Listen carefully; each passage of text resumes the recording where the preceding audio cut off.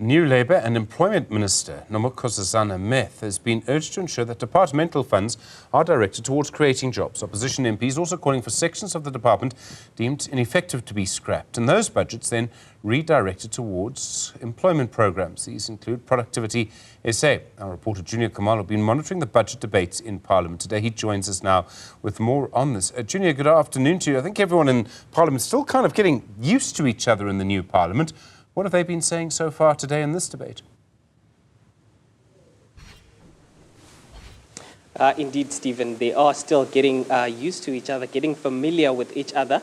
But still, this did not prevent members of the EFF and in particular Umkhonto Wesizwe making life very difficult for the new transport minister. Most of them basically saying that they did not appreciate the fact that the ANC got to speak first and then followed by the DA. They said the ANC and the DA are actually in partnership, in a government of national unity. So one of those members needs to speak and then the official opposition needs to be given an opportunity to speak second.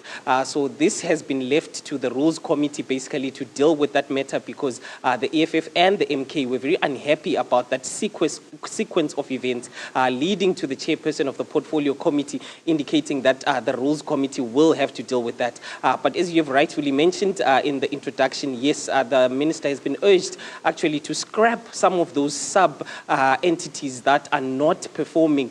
For example, Productivity SA, the members of Parliament saying that a lot of money is going into that entity, but so far they are not seeing any fruits that are coming from it with the Labour. Currently, when you look at the Labour states, they are sitting at 32% unemployment when it comes to South Africans.